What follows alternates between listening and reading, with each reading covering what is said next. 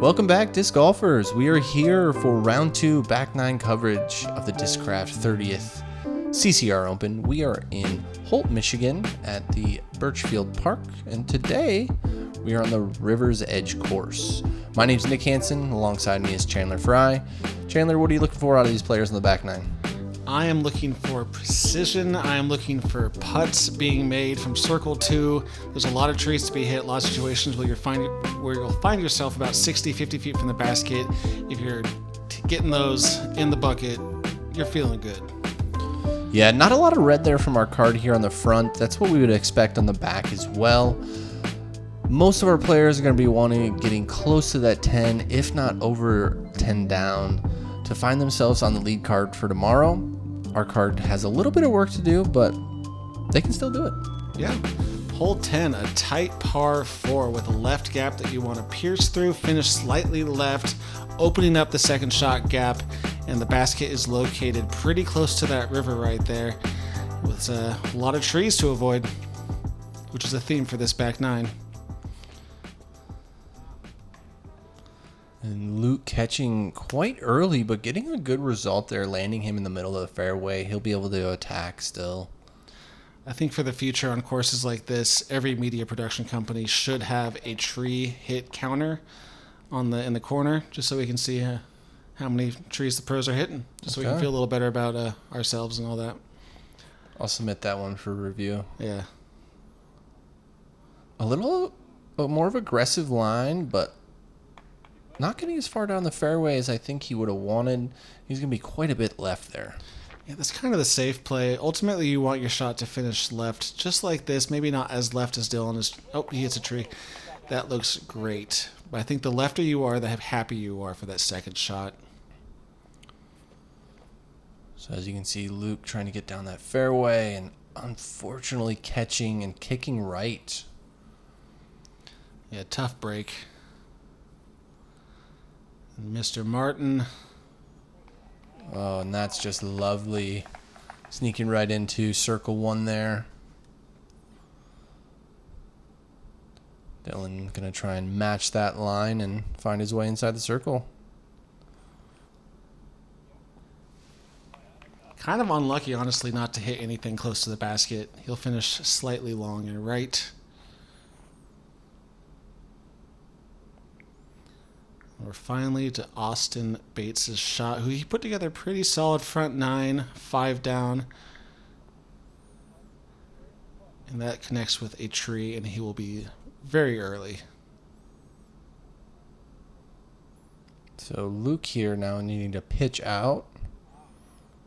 Oh, he blasted that one. Oh, boy. He's kind of all over this hole right now, Chandler. Still has a chance for par, but not the easy way. Yeah, similar to the first round, he might be feeling that pressure where he knows the round is coming to an end, only 9 holes left, and he has not produced the birdies that he's wanted to get going yet. So he's trying to get something going, but the shots right now are just hitting trees.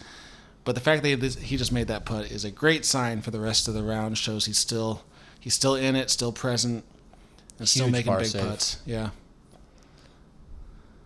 We've got Dylan for birdie. It's going to catch on that right side, and it's a good way to start this back 9. Yeah, nice and low. Even if it is a little right, it's going to fall into the basket. A good pace on that one as well. We have Austen here for his par.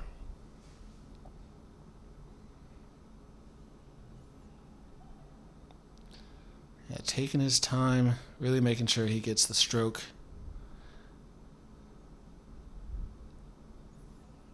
Taking a little extra time, it seems. Yeah, you can see his follow-through kind of finished a little right there. Not a very natural follow-through. That might have just been a form problem, but hopefully something he can fix. Yeah, I was going to say, it looked like he kind of short-armed it, I would say, where, Yeah. you don't kind of finish your stroke. You kind of just pop it out of your hand, and your hand stops as soon as you pop. And it's an odd thing how when nerves come into play, stuff like that just happens. Yeah. Little parts of your form change very minimally, but enough to just kind of make you think and mess you up. Beautiful birdie from Andrew there, getting his first turkey of the round. And here we are at hole 11, 358 feet. A right to left moving hole for the right-hand backhand player. If you can throw a flip-up shot down the middle that pushes straight, you're going to land in a great position. But just like you said on that first hole, there's many trees even when you're going down the correct line. And unfortunately, just a little right there, and he catches an early one. I liked the ESP Athena on this hole. Just a slightly overstable speed 8 fairway driver. Something I can down tempo on, throw it a little softer, focus on that accuracy, but have it finish pretty hard to the left. I think a lot of players throw mid-ranges on this hole, but I don't like that as much because you're throwing a little bit too hard, and it makes that first gap slightly harder to get through. Austen needs this to travel left. This hole's giving our card quite a bit of trouble here. And you can see this area is sometimes flooded. Right now it is just muddy, making for some difficult stance issues. He gets to circle 2 range. He has a chance to save that par.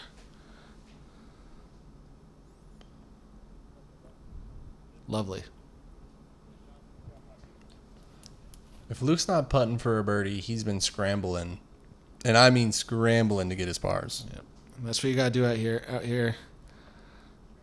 Ooh. Every once in a while you have that round where every drive is perfect, but it's far and few between. You're going to be hitting some trees. Dylan with a long bid. Great effort. Oh, coming in on that correct side to have a chance and staying close. Yeah, and this compared to the last course that we watched, Renegades Trail, this course is definitely more of a putting course. It's situated in the trees, not a lot of wind to speak of. Every once in a while you get some breezes coming through from the river.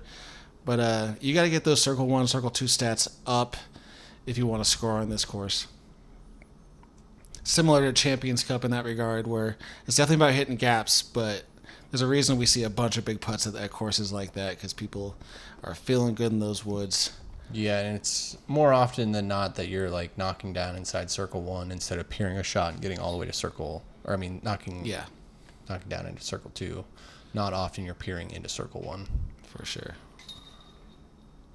Isn't Kevin Bates a rapper? No, that's Kevin Gates. Sorry, going back to Kevin there. Yeah, Kevin Gates. Okay, my bad. And our card actually playing 1 over on this hole. Very surprising. Not great. Hole 12, bit of a poke and hope off the tee. There is that right gap that I choose to play. You want to kind of miss all these little trees right here. Finish left, similar to the par 4 2 holes ago. And then it travels dogleg right. With once again, a lot of trees on the green. A lot of trees navigate off the tee. Not my favorite hole in the course, to be honest with you. You know, I would agree with that statement. I do like the right to left shot that Dylan just thrown. That is the ideal shot. It's just not ideal. I mean, it is there, it is doable. There's just a lot of, additional branches and stuff that can catch you up and leave you back early. Yeah, there's definitely a gap you got to hit, but it just looks too rough to me, at least the tee shot. That is perfect. Wow.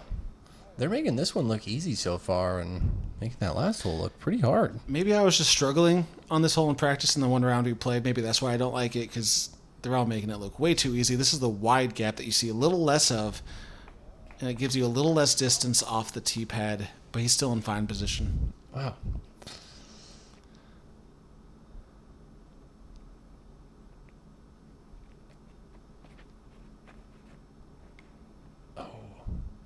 And I wanted to wait till he threw just in case, but I was going to say it's very rare to see 4 drives get all the way through this clean, as you see him chopping down early, but putting a good move on that second. He's going to give himself potential look for birdie. Yeah, it's also rare to see a single individual hit the first available tree on the first 3 shots of a 9.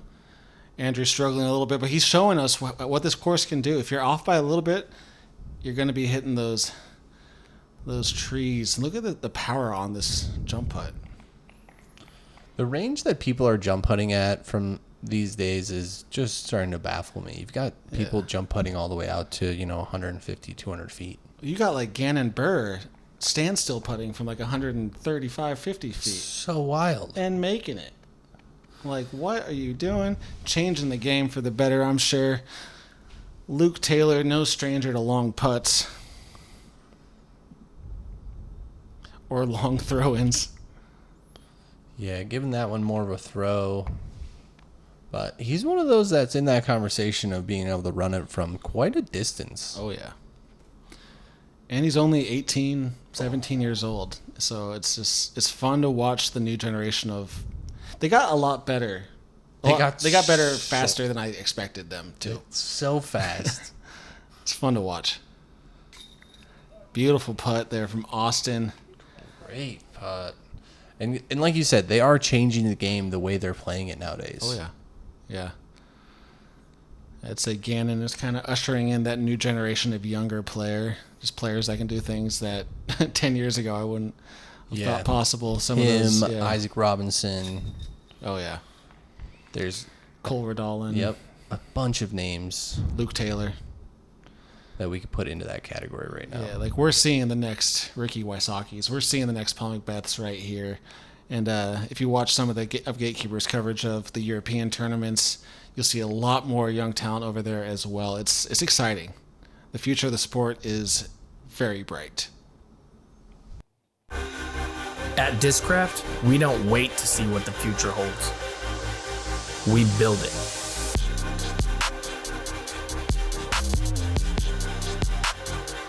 The future is in your hands.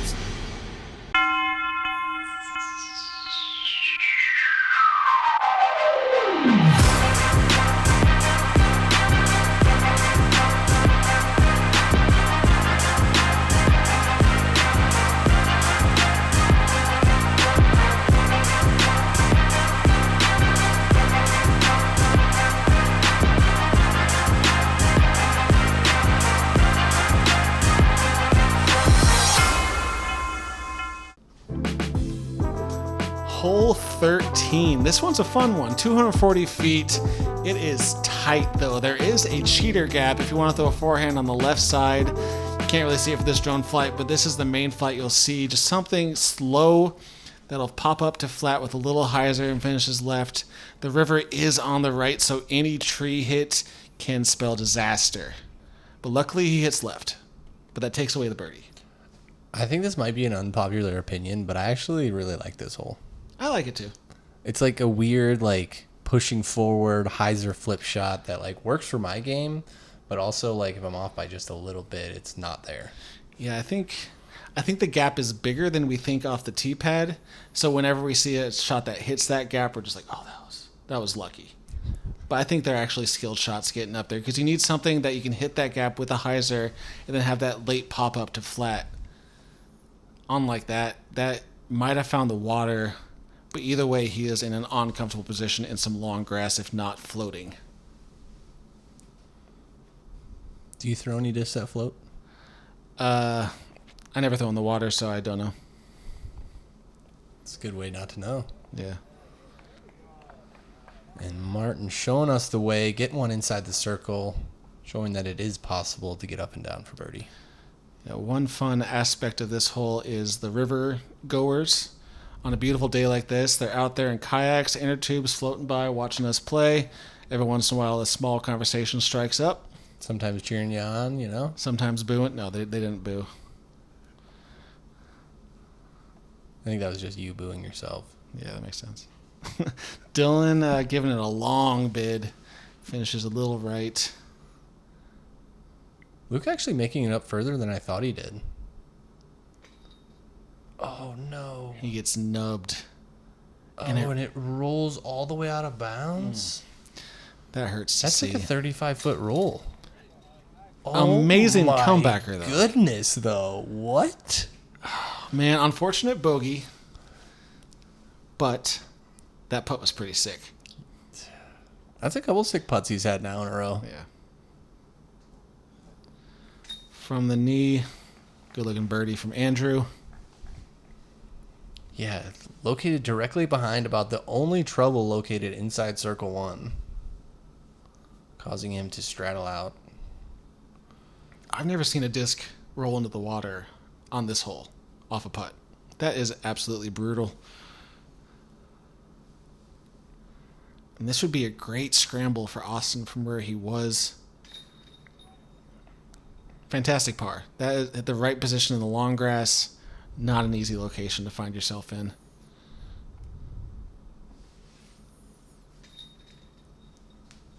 Dylan's going to tap in for his 3. We're going to play this hole even as a card. And we're on to hole 14. Tough par 4, 545 feet. You can choose either a faster fairway or a tempo down on a distance driver. You want to get through this gap and finish left. Hopefully not too left in the bushes, because you are left with this tight second shot where you can either choose a right gap, middle gap, or a left gap, all being about 10 feet and tough to get through. You want this turn, you want to finish hard left or hit a tree and finish back in the fairway. That is not easy. So when I was thinking about the course, I was thinking that this hole would actually probably play as the hardest hole on the course. Were you right? And I was not. That's It actually surprising? plays under par. There's no way. It does. Are you lying to me right now? I'm not. You pulling my chain? 0.03 under par it played. Okay, well that's... Close to even, but still, even the fact that I would have thought this would have played over for sure. The hardest hole on the course is hole 1. Playing at 0.18 over par. Okay. I guess that I'd expect, yeah. Maybe that just speaks to the skill level in general of most players around the most pro fields around the country and world. We're all just getting a little better. Scores are getting better. More birdies are getting had. Getting had? That works. It works. Yeah, Luke just trying to pitch up around the corner. As you can see here, if you do get to the corner, you then have this straight tunnel to throw down. Not easy by any means, but achievable. Man, Andrew's tree counter is getting up there.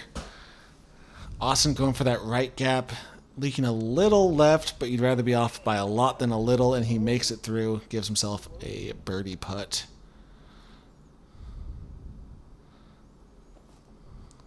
Dylan here up far enough to be able to go for that sidearm approach into this green.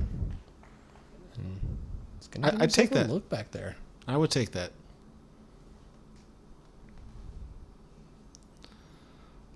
Yeah, Luke trying to bite off a bit more than he can chew on that second shot, and he is deep in the woods. Wow. Looked like almost giving it a bid there. Nice high...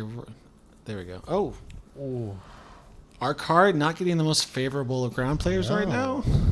We've had some action from these throws and putts here on this back 9 so far. Yeah, there's not a lot of easy putts happening right now. Easy for Andrew. And his shirt remaining relatively white. Shoulder straps not giving him too many issues. He knows what he's doing, it looks like. Not sure how he does it. A couple of great par saves there by both of these gentlemen, though.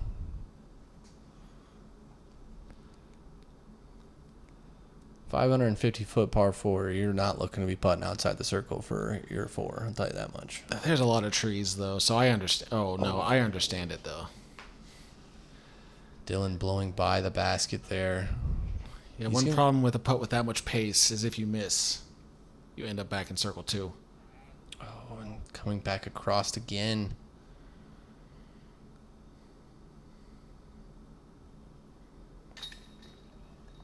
Austen finding the stroke there and getting a birdie. Back on track. Nice.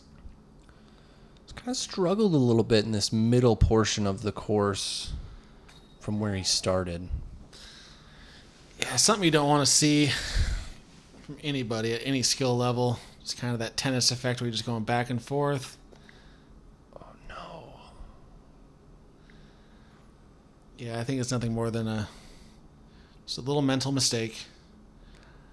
And obviously you want to give it the power to get it there, but if you're not even catching metal, like you were saying with that pace he has on the disc, he's just going to be going past it.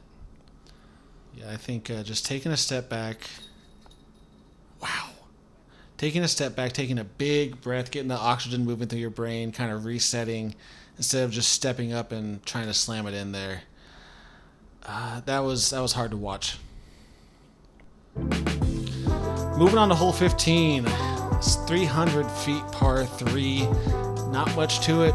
Just got to get down that fairway, trees on the right, left, and finish by the bucket right here.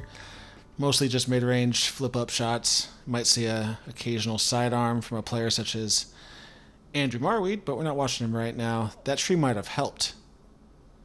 Oh, yeah. Yeah, he'll be finding his way inside the circle there. Austen hopefully continuing those birdies now that he's got one on his back. Nice overstable mid-range right here. This Puts is it looking low. very nice. That's how it's played. Yeah, if you hit that disc right at the beginning of the circle, it's going to trickle right to the basket. Yeah, nice sandy ground. It'll slow it down nicely. Oh, and Luke just getting a little too much turn on the discs, pushing him onto that right side and kicking back left. He's not as crisp as he was in the first round. Pin high, right side.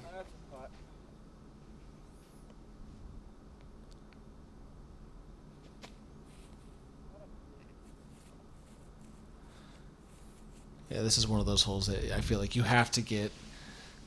This is a must get. We're talking about birdies all over this course, but this is one hole that has minimal trees in front of you, and it's a shorter distance. Got to be getting this one, especially on the back.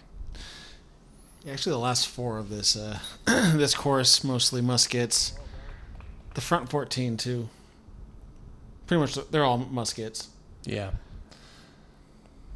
And it's getting tough. The skill level is getting so good that even courses that were hard 5 years ago Getting shredded getting today. shredded nowadays. One, erosion, stuff like that, trees that might have went down, but the skill is just getting that much better and that much more consistent. Yeah, it's a lot. Players are just the talent field. The field is just insane right now.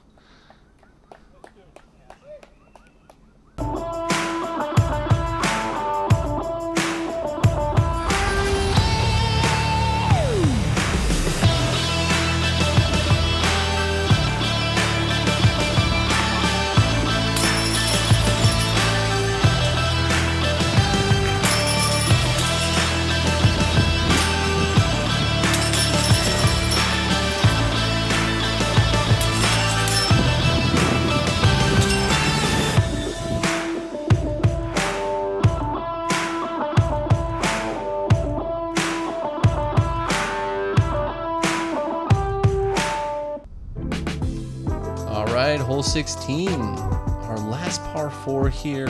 Playing through this tunnel, you can get out into this sunny spot here. You're going to have a good approach into the green at just over 507. Another pretty much, 260, 260, and you're going to find yourself inside the circle. Yeah, I like to test that larger tree in the middle there that Austen is flying left of. Kind of get a skip around it, end up near it, give myself a little sidearm on the second shot. Yeah, it's really hard to reach the river's edge, like from a skip with that tall grass there. It is doable, but it shouldn't come into play. Yeah, it's hard to get the height to be able to do that off the tee pad, because usually that long grass gobbles it up if it's a little too left.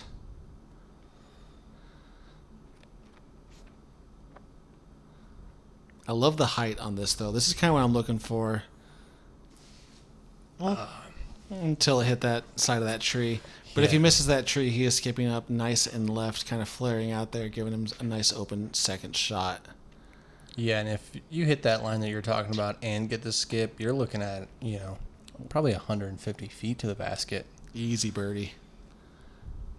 It's all about what shot you want to be hard. If you want to press on the first shot to make the second shot easy, if you want to, give them about the same difficulty, you really have a lot of options on this hole. Yeah, an Austen shot just a foot away from being fantastic. There's a little wall of trees down there that you need to get left of. That's looking pretty good. Going to be right at about circle's edge. Yeah, but it's going to test that putt, and he's missed 6 straight putts in the last 2 holes. So hopefully he can right the ship. 7, I think. Yeah, and that's tough to come back from. 7 straight missed putts is a tough stat to come back from. Oh, and Luke catching early right in front of him. That was a bit of a risk-reward play. He was going for a pretty tight gap, going for that birdie. And it did not pan out for him. Yeah, he's played pretty flat on this back. I'm not surprised that he's pushing like that, but with shots like that, you might as well go for it when you have the confidence to make sure you can get up and down for par. Yeah, pars are coming really easy for him, but it's those birdies that he's missing. Oh, and just a little short by Austen.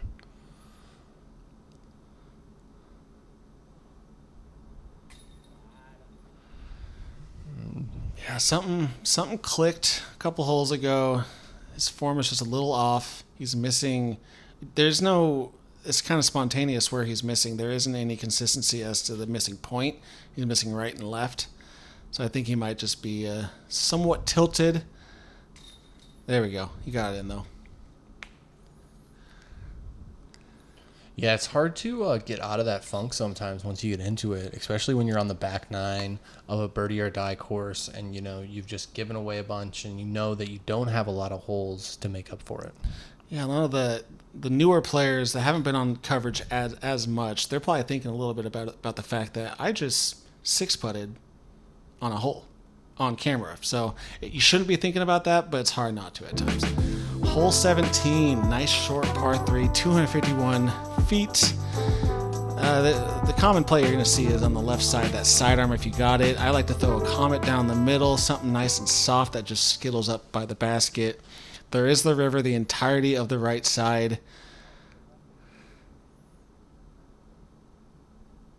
And that's going to be a scary putt. Yeah, it kind of hung out left. I thought it would get back quite a bit further right with being the sidearm, but staying pretty straight on him. Good line on this one. Yeah, this hole does not require that much power. That settles. That's perfect.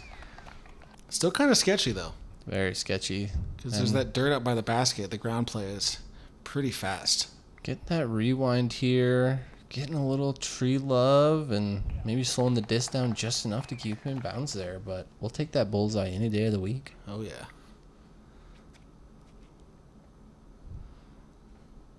This looks a little wide. Yeah, Luke just not as crisp and focused as he was in that first round that we watched him on. But once again, if he's hitting those 60-footers, he's still putting together a decent round. Yeah, and pretty strange that we see 3 of our players not even getting into circle 2 on this hole. This hole's easy. This is just straight up 250 feet. It's like you're throwing in a field. There's a couple trees to miss, but pretty much no danger unless you just shank it right. Yeah, with over half the field birdieing, this is one that you need to be getting. Moving on to hole 18. I think we missed some putts there, but that is okay. We got a hyzer down the right side. Do not hit anything left or right because there's a very good chance of a rollaway or a kicked into the water. Kind of a scary hole, but a simple shot. Nice little spike hyzer with something fast that hits the hill and stops. I personally saw quite a few rollaways on this hole. Actually, 2 on my card. One of them being me. So it looks like he's going to stay right there on the other side of the fence. There is a little, small jet of land over there that you can stay safe on. And there's a great shot. That's great. I think the important thing on this drive is the height. Give it height and let the disc glide left like Dylan is showing us. Woo! And almost ace it. That is a beautiful shot. Oh, it would have been such a sick finish for him. The scariest thing on that hyzer angle, if it does connect with the tree by the basket, it launches down the hill. Yeah, good committed hyzer from Also putting one pretty Luke close there. for the final hole. And Austin actually getting up further than I would have thought, being on that right side. And this to shoot at 8 down for the round. He ends up 7 down for the round. Not shabby, but he's definitely looking for 4 more strokes or 5 more strokes out there.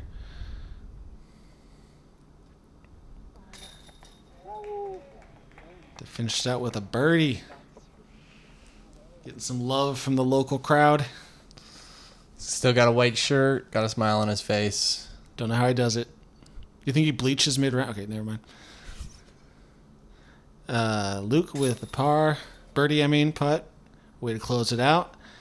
5 down round. He will fall back. And we will be seeing a new lead card tomorrow. For most, we will not be seeing these players tomorrow, most likely.